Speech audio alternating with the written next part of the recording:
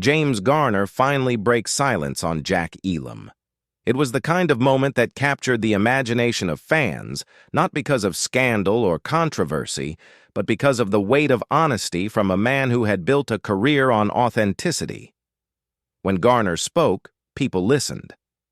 His voice carried the same warmth and humor that audiences had loved on screen for decades, but behind it was also the history of a life that had been anything but easy. Born James Scott Bumgarner on April 7, 1928, in Norman, Oklahoma, Garner's journey from a small-town boy to one of Hollywood's most respected leading men is a story rooted in hardship, resilience, and determination. Long before the bright lights of Hollywood found him, his life was shaped by loss and struggle. He was the youngest of 3 boys in a modest family. His parents, Weldon and Mildred Bumgarner, worked hard to provide, but tragedy struck early.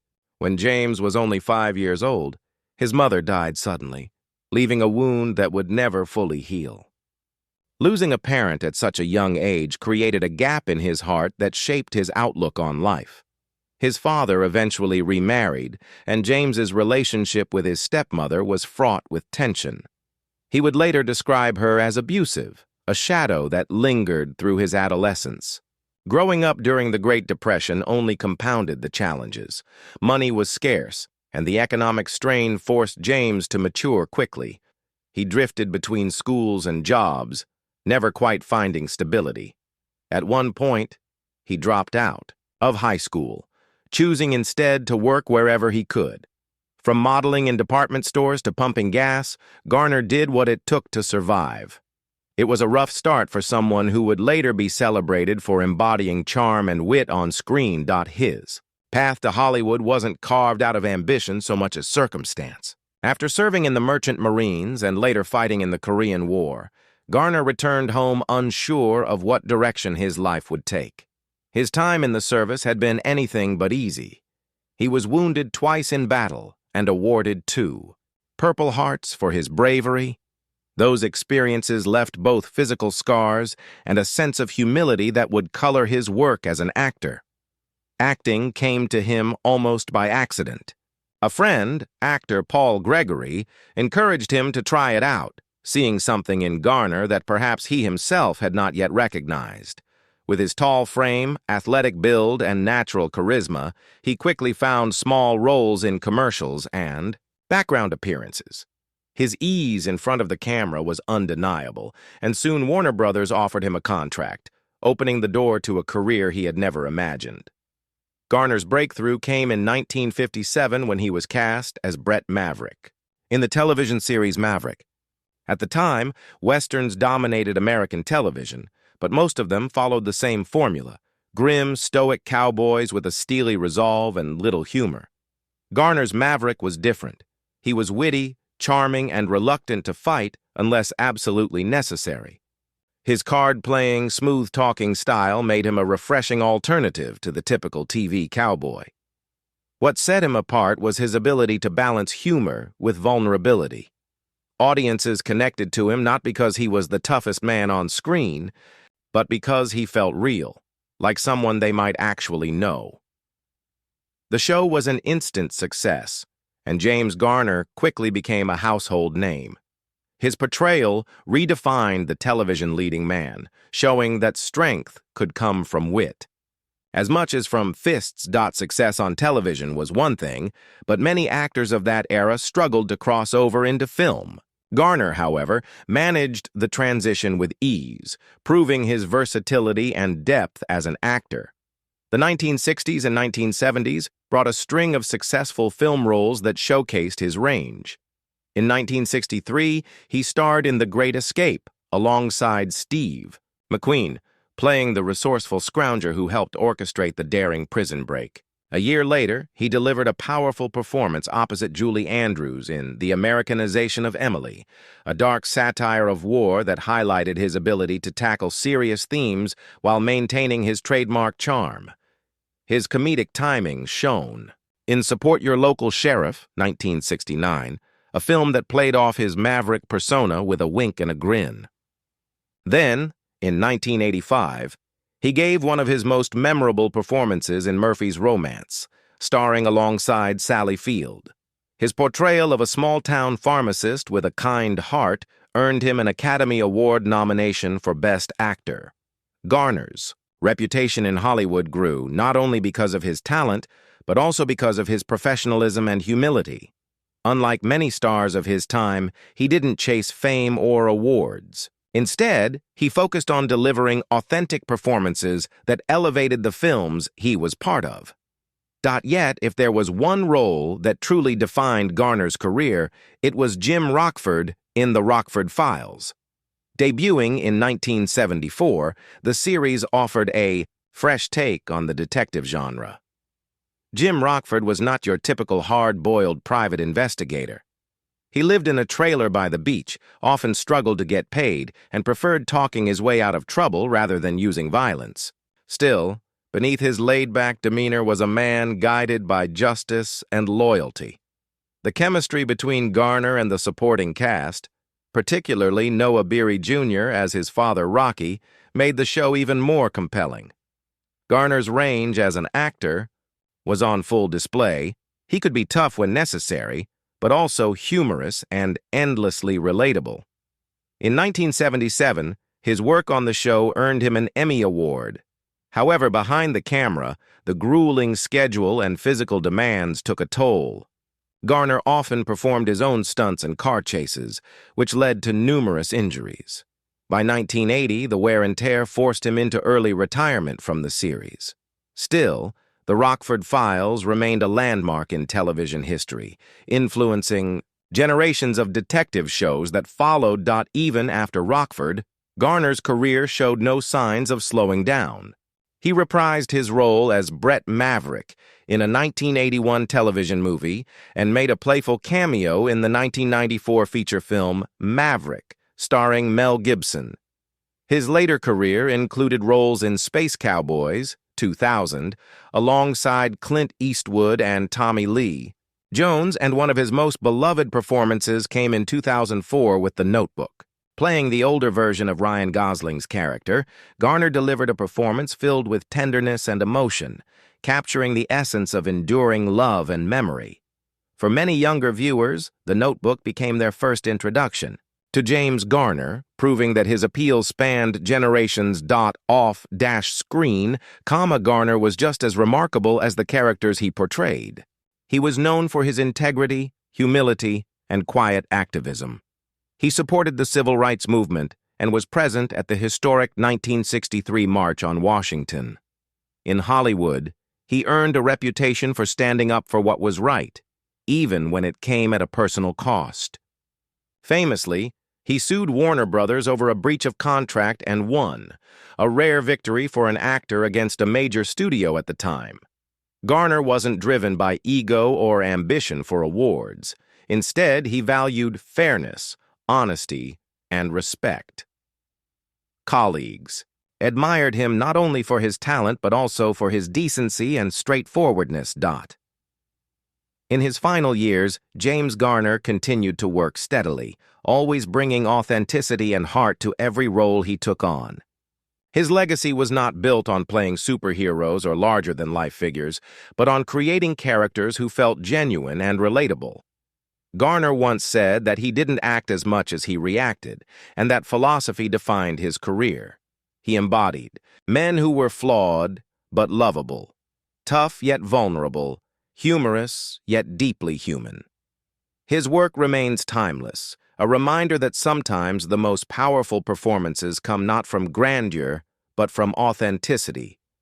James Garner's story is one of resilience, humor, and quiet strength. From a childhood marked by loss and hardship to a career filled with iconic roles, he redefined what it meant to be a leading man. His willingness to fight for justice, both on and off screen, mirrored the very characters he played. Even today, his performances continue to resonate, reminding audiences of the enduring power of charm, wit, and humanity.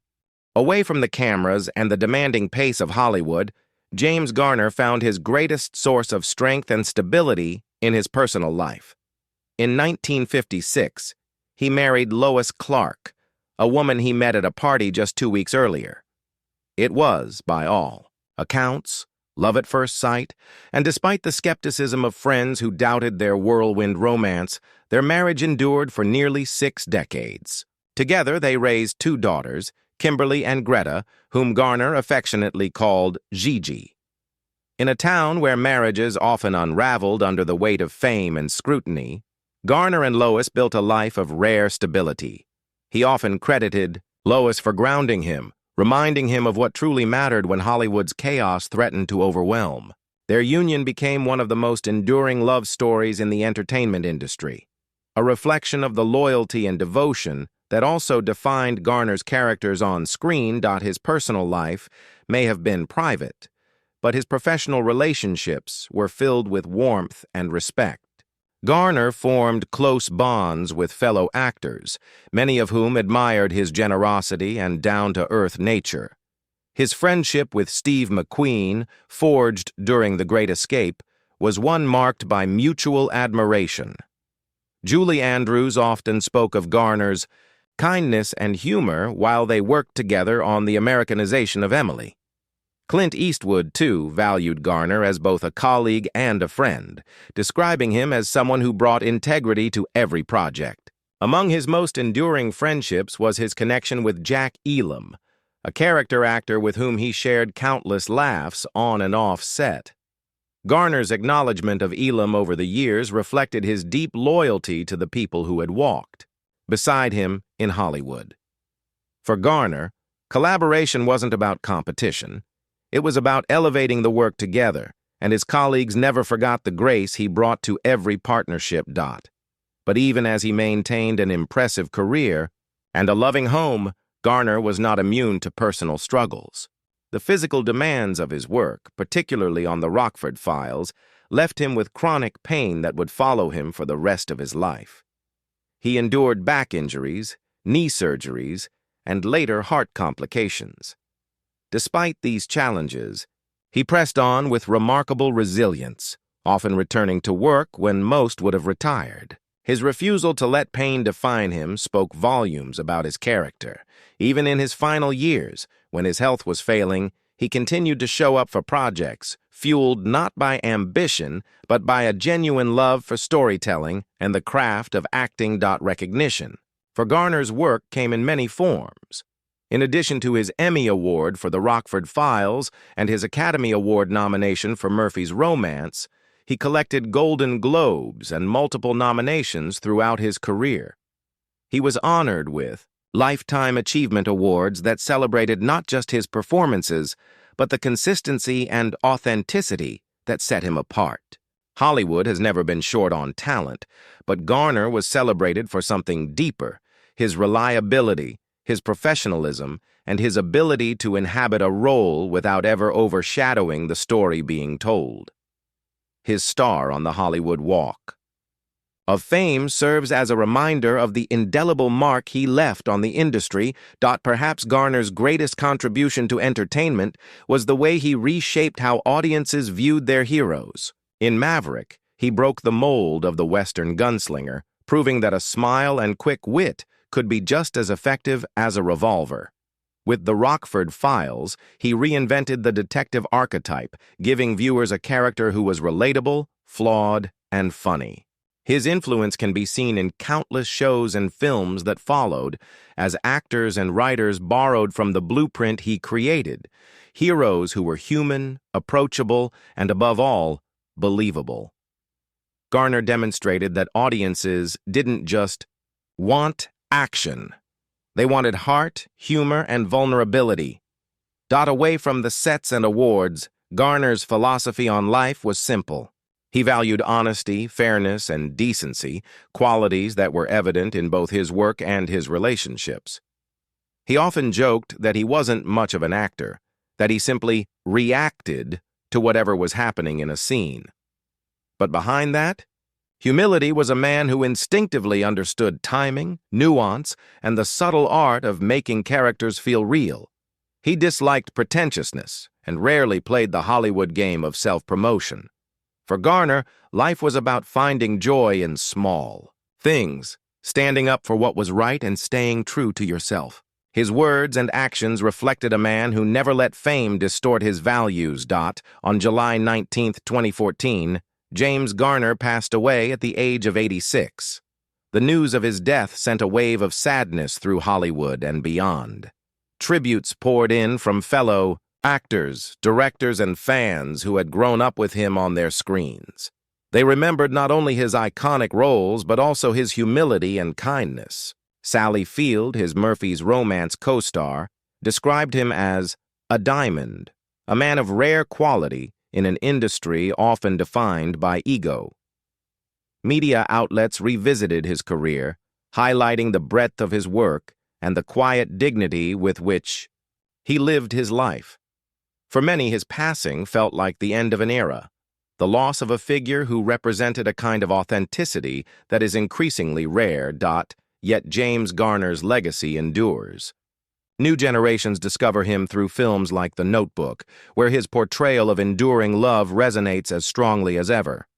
Reruns of Maverick and The Rockford Files continue to find audiences, reminding viewers of the unique blend of humor and humanity that defined his work.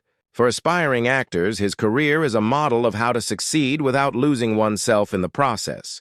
For fans, his roles remain a source of comfort and joy. More than a star, James Garner was a storyteller, a man whose presence on screen felt like a friend you could trust.